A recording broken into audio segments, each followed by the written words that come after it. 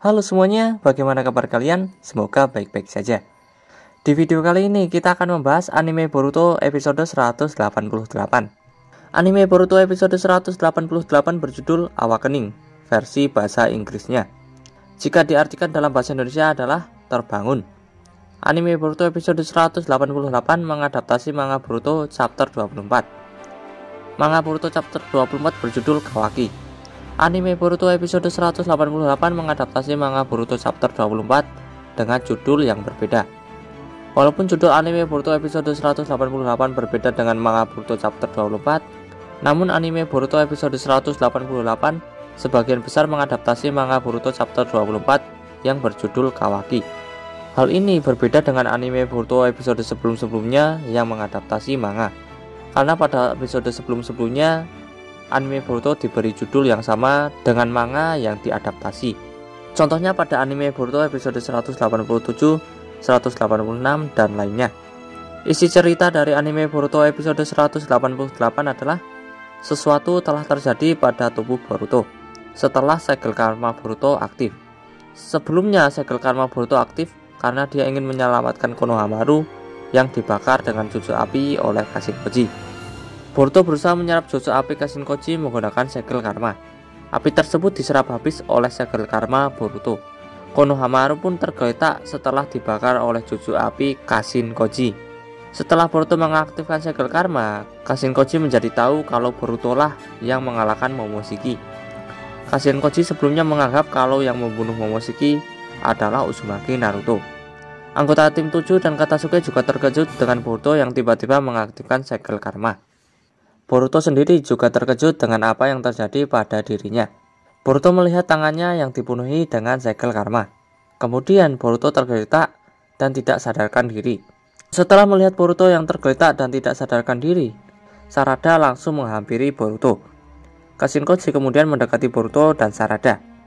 Sarada berusaha melindungi Boruto dari Kashinkoji. Dengan melihat Boruto, Kashinkoji menjadi paham kalau Boruto pertama kalinya menggunakan kekuatan dari segel karma tersebut. Kashinkoji lalu mundur dan berterima kasih kepada Boruto dan lainnya karena sudah memperlihatkan sesuatu yang menarik.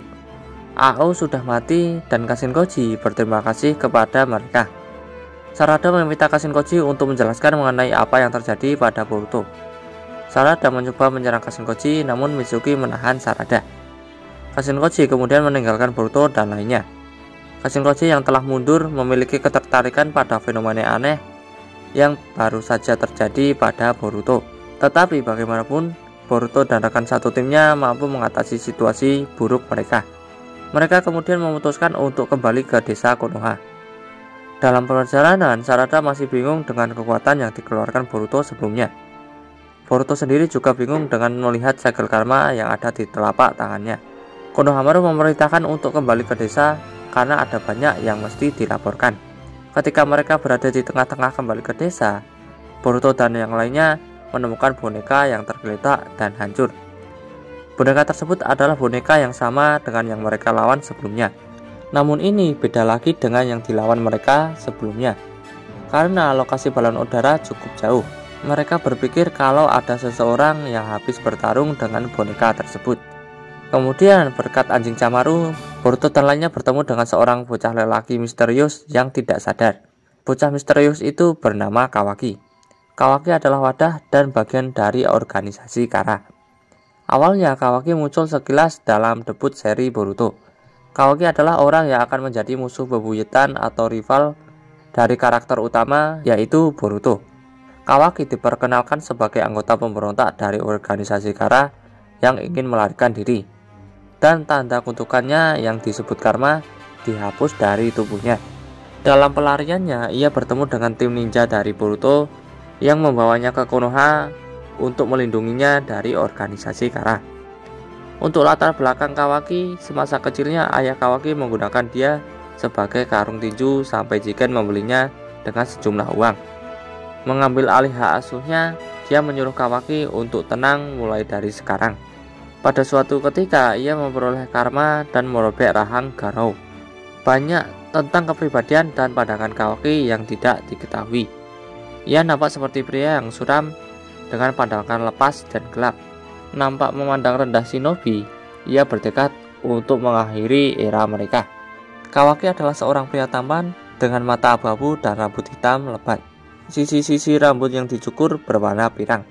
Tato angka Romawi 9 di bawah mata kirinya, sepasang tindik di alis kanan, dan memiliki anting di telinganya. Kawaki mengenakan baju dengan jaket rompi tanpa lengan dan celana gelap dengan sabuk. Kawaki juga memiliki segel karma di telapak tangan kirinya. Di masa depan, ia terlihat mengenakan syal dan ikat pinggang, mengenakan baju putih dengan dadanya terbuka, dan rompi hitam. Karma Kawaki juga telah menyebar di wajah, dada, dan lengan bagian kirinya.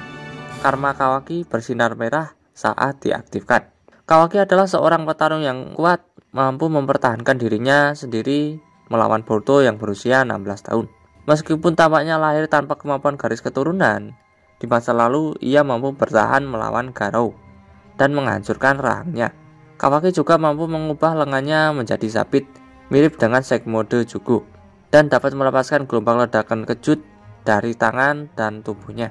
Mirip dengan Boruto, Kawaki memiliki segel karma di tangan kirinya dan bentuknya pun sama. Ketika diaktifkan, segel itu dapat berubah dan berkembang untuk menutupi sebagian dari tubuhnya.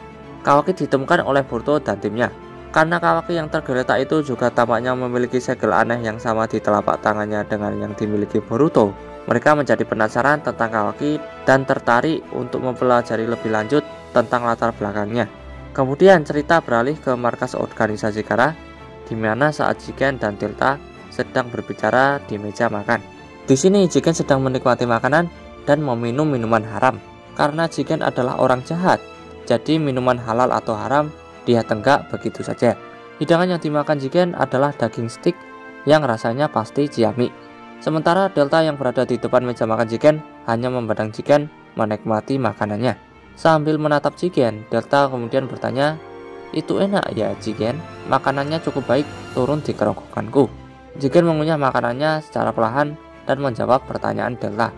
Jigen mengatakan, "Maksudmu apa, Delta? Apa kau masih mencemaskan berat badanmu? Meski kau mencemaskan hal itu, aku selalu bilang kalau kau itu cantik."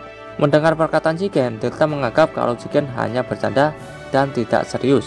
Delta mengatakan, "Tidak usah bercanda seperti itu.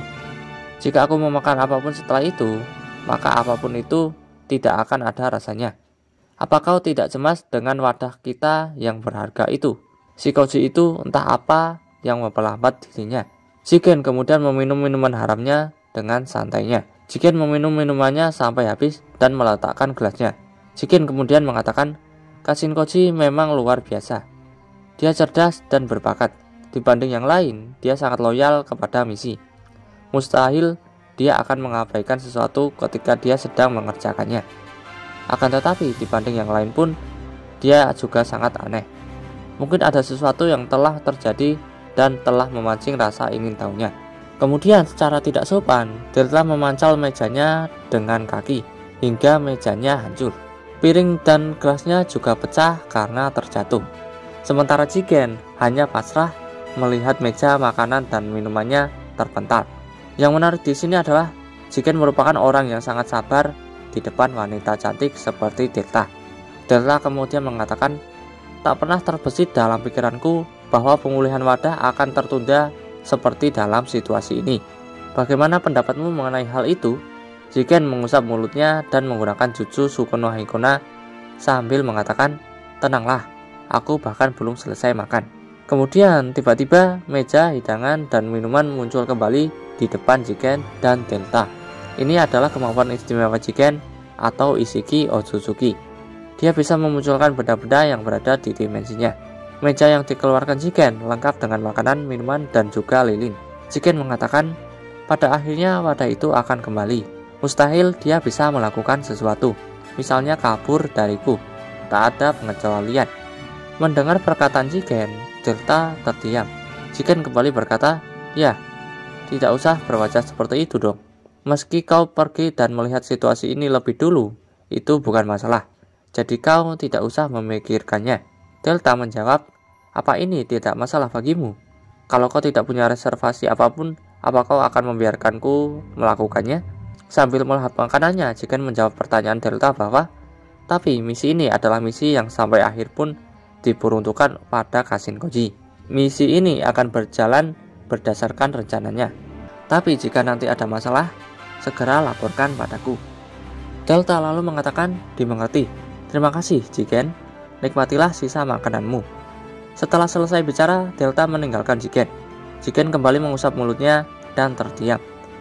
Kemudian beralih ke tempat di mana Kawaki ditemukan. Sambil melihat Kawaki, Konohamaru mengatakan dia mungkin sangat kelelahan sampai dia pingsan begini. Semua lukanya cuma luka lecet, bahkan tidak ada satupun tulang-tulangnya yang patah. Apalagi tentu saja ini sangat mengkhawatirkan. Sarada melihat telapak tangan Kawaki dan mengatakan itu sama seperti milik Boruto. Sebenarnya siapa orang ini? Kata Suke mengatakan itu mungkin karena boneka yang datang mengejar setelah anak ini sampai jauh-jauh kemari, dan kemudian dia mengalahkan semua boneka itu seorang diri. Semua sulit dipercaya. Kemudian Boruto memandang Kawaki dan merasakan sesuatu. Boruto merasakan kalau Kawaki juga merasakan rasa sakit itu. Sepertinya sama dengan Boruto. Kemudian cerita beralih ke flashback Kawaki saat masih kecil. Kawaki tinggal di rumah kayu di tengah hutan. Waktu itu Kawaki sedang tergeletak di lantai dalam rumah. Kawaki tergeletak sambil melihat ayahnya yang berbicara dengan orang yang misterius dan berjubah hitam. Ayah Kawaki adalah seorang pemabuk, jadi dia berbicara dengan orang misterius dengan meminum minuman haram. Dia meminumnya satu botol dan menggunakan tangan kiri. Jelas ayah Kawaki ini adalah contoh orang tua yang tidak patut ditiru. Apalagi sang tamu misterius ini tidak diberi minum sama sekali. Orang misterius ini berbicara dengan ayah Kawaki. Dia mengatakan bahwa sekali kau melepaskannya, putramu takkan pernah kembali. Kau sudah paham? Ayah Kawaki tidak langsung menjawab perkataan orang misterius ini. Dia lalu memandang Kawaki yang tergeletak di lantai. Ayah Kawaki kemudian mengatakan dia kosong. Bahkan dia sama sekali tidak berkualitas, kecuali menjadi samsaku. Kawaki hanya bisa terdiam mendengar ayah kurang ajarnya. Ayah Kawaki kembali mengatakan kepada orang misterius tadi bahwa tak kusangka kau mau memberiku banyak uang hanya untuk bocah ini. Kau ini dewa ya? Atau semacamnya? Orang misterius tadi tidak mengatakan apapun dan mengeluarkan koper yang berisi uang. Dia meletakkannya di atas meja. Tentu saja sang ayah kurang ajar sangat girang melihat koper besar yang berisi penuh dengan uang. Ayah Kawaki ini mengatakan, ini sih mantap, ini kayak mimpi. Kawaki yang tergeletak terlihat sangat kesal dengan ayahnya yang tertawa keras. Orang misterius tadi kemudian mendekati Kawaki yang sedang terduduk. Dia lalu duduk dan menatap Kawaki secara dekat. Kawaki tampak bingung dengan orang misterius yang mendekatinya. Orang misterius ini mengatakan, sampai saat ini kau cuma punya emosi yang pedih, tapi semua itu sudah berakhir. Mulai sekarang aku akan menjagamu. Kawaki menatap orang misterius yang mendekatinya sambil berkeringat. Orang misterius ini mengatakan, sampai sekarang kau sudah bertahan dengan sangat baik. Tolong santai saja, sebab mulai sekarang aku adalah ayahmu, Kawaki. Orang misterius ini mengatakan sambil membuka tudung jubahnya. Ternyata dia adalah Jigen, ketua dari organisasi Kara. Kemudian Kawaki sangat terkejut. Jigen kemudian mengelulkan tangannya dan berniat menyentuh Kawaki. Jigen mengatakan, nah kemarilah. Flashback pun berakhir dan Kawaki sudah mulai tersadar. Kemudian Konohamaru yang berada di dekat Kawaki langsung berteriak, menyuruh Boruto dan lainnya menjauh dari Kawaki sekarang juga, dan cepat. Kawaki pun terbangun dengan menciptakan ledakan sambil mengatakan, jangan sentuh aku. Boruto dan lainnya pun terhempas setelah Kawaki menciptakan ledakan. Konohamaru mengatakan, pokoknya tidak salah lagi. Orang ini sudah pasti orang yang telah mengalahkan para boneka itu. Kawaki pun akhirnya bangun dan sadar. Tetapi ketika Kawaki terbangun, dia secara terang-terangan memusuhi Boruto dan rekan satu timnya. Sambil melihat Boruto dan lainnya, Kawaki mengatakan, siapa kalian? Apa kalian pengejar dari organisasi Kara?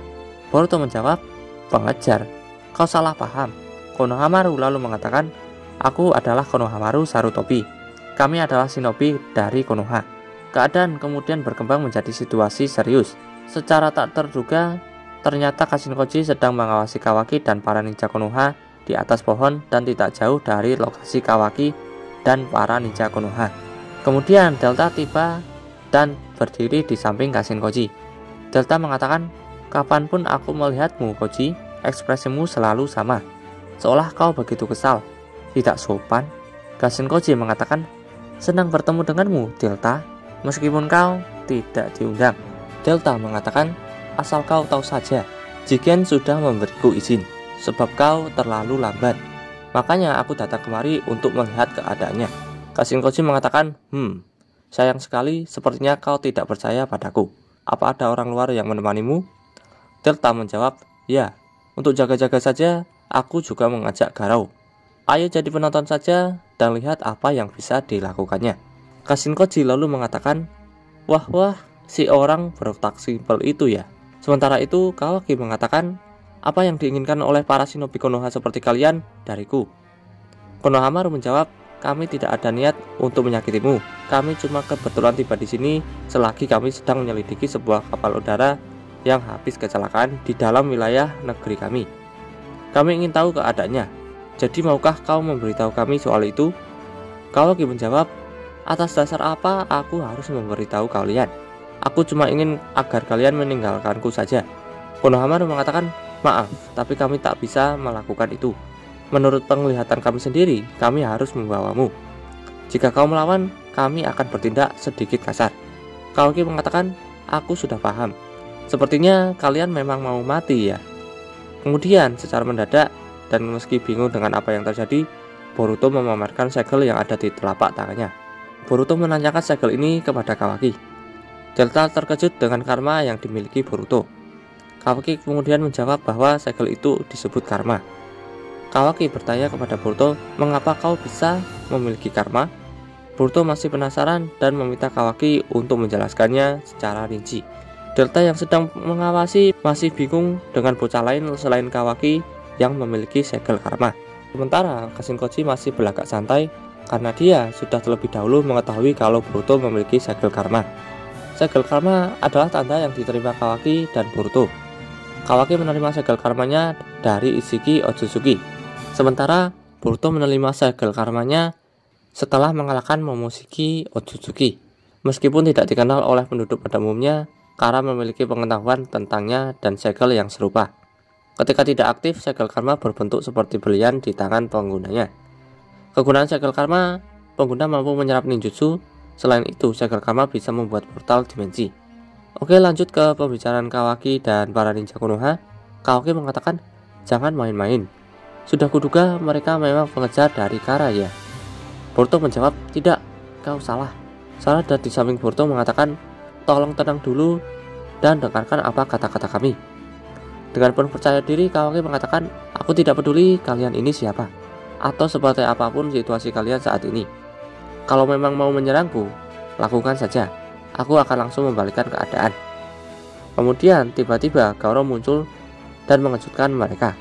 Itulah cerita dari anime Boruto episode 188. Anime Boruto episode 188 rilis Minggu 28 Februari 2021 pukul 5.30 PM atau jam setengah 6 sore. Buat kalian yang ingin menonton anime Boruto episode 188, silakan kunjungi saja Crunchyroll. Crunchyroll adalah situs menonton anime resmi. Kalian bisa menonton anime Boruto di Crunchyroll ini. Crunchyroll adalah perusahaan distributor, penerbit perusahaan lisensi, dan komunitas daring internasional Amerika Serikat yang fokus pada layanan streaming video media Asia Timur termasuk anime, manga, drama, musik, hiburan elektronik, dan konten. Saluran distribusi dan program kemitraan Crunchyroll memberikan konten kepada lebih dari 35 juta anggota komunitas daring di seluruh dunia. Crunchyroll menawarkan lebih dari 900 seri anime, lebih dari 200 drama Asia untuk penggunanya, dan 50 seri manga, meskipun tidak semua program tersedia dari seluruh dunia karena pembatasan lisensi. Pada Februari 2017, Crunchyroll melewati 1 juta pelanggan berbayar. Selain layanan streaming internet, Crunchyroll juga memiliki beberapa seri anime untuk dirilis dalam versi Blu-ray atau DVD. Sayangnya, Crunchyroll adalah situs streaming yang berbayar dan belum menyediakan subtitle bahasa Indonesia. Namun jika kalian ingin menonton anime Boruto episode 188 subtitle Indonesia, kalian bisa kunjungi saja situs ilegal, contohnya OPL, AI, ANBY, dan lainnya yang kalian tahu. Itulah pembahasan kita mengenai anime Boruto episode 188. Anime Boruto adalah anime yang mengadaptasi manga yang berjudul sama. Judul lengkapnya adalah Boruto Naruto Next Generation. Boruto Naruto Next Generation adalah sebuah seri manga shonen asal Jepang yang ditulis oleh Ukyo Kodachi dan diilustrasikan oleh Mikio Ikimoto. Namun sekarang manga Boruto sudah ditulis oleh Masashi Kishimoto. Masashi Kishimoto adalah mangaka yang sebelumnya membuat seri Naruto. Manga Boruto ini dimuat berseri dalam majalah Weekly Shonen Jump terbitan Shueisha sebelum dipindahkan ke majalah lain milik Shueisha bertajuk V-Jump pada tahun 2019. Manga ini juga merupakan cerita spin-off dan sequel dari manga Naruto karya Masashi Kishimoto yang mengisahkan kehidupan putra Uzumaki Naruto yaitu Boruto Uzumaki dan teman-temannya. Munculnya Boruto Naruto Next Generation berawal dari proposal Shueisha kepada Kishimoto untuk membuat cerita sequel Naruto. Namun Masashi Kishimoto menolak tawaran ini dan mengajukan mantan asistennya Mikio Ikimoto untuk menggambarnya dan penulis film Boruto Ukyo Kodachi sebagai penulis ceritanya. Meski Kodachi dan Ikimoto bekerja sama untuk versi manga, Kodachi juga mengawasi adaptasi anime Boruto bersama dengan Masashi Kishimoto. Sebuah adaptasi anime yang disutradarai oleh Noriyuki Abe mulai tayang di TV Tokyo sejak tanggal 5 April 2017. Berbeda dengan manganya yang menceritakan ulang peristiwa dalam Boruto The Movie, adaptasi anime Boruto berperan sebagai cerita prequel yang berlatar sebelum Boruto dan teman-temannya menjadi ninja pada arc berikutnya. Serangkaian novel ringan untuk manga ini juga telah ditulis. Tanggapan kritikus terhadap Boruto pada umumnya termasuk positif. Para kritikus umumnya menyukai sifat para karakter utama, khususnya Boruto yang mirip dengan ayahnya, yaitu Naruto. Tetapi Boruto dimanjakan sejak kecil dan karenanya menghadapi masalah yang berbeda dari Naruto, yang selama masa kanak-kanaknya dikenal sebagai orang buangan dan anak yatim piatu. Plot ceritanya juga dipuji atas pengembangan skenario asli Naruto dengan menampilkan para ninja generasi baru beserta hubungan mereka dengan orang tua dan guru mereka. Adaptasi anime prequel karya Pierrot juga menerima pujian atas tindakan mereka dalam menggunakan karakter baru dan lama. Per bulan Januari 2017, Shueisha telah menjual sekitar 1 juta kopi dari manga ini. Manga Boruto ditulis oleh Ukyo Kodachi dan diilustrasikan oleh Mikio Ikimoto. Manga ini mulai dimuat dalam edisi ke-23 dari majalah Weekly Shonen Jump yang diterbitkan oleh Shueisha pada tanggal 9 Mei 2016. Manga ini dimuat dalam majalah tersebut hingga edisi ke-28 yang diterbitkan pada tanggal 10 Juni 2019 dan dipindahkan ke majalah V-Jump edisi bulan September yang diterbitkan pada tanggal 20 Juli. Pencipta seri aslinya Masashi Kishimoto sekarang mengawasi pekerjaan manga ini yang diilustrasikan oleh mantan asisten kepalanya dan ditulis oleh penulis skenario film Boruto Naruto The Movie. Demi mempertahankan agar keseluruhan cerita Naruto selesai di bawah 100 volume, Ikimoto berharap untuk menyelesaikan manga ini kurang dari 30 volume. Itulah pembahasan kita mengenai anime Boruto episode 188. Jika ada kesalahan dari video ini, aku mohon maaf. Terima kasih yang sudah menonton. Jangan lupa kasih like, comment, share, dan subscribe. Dan sampai jumpa di next video. Dadah.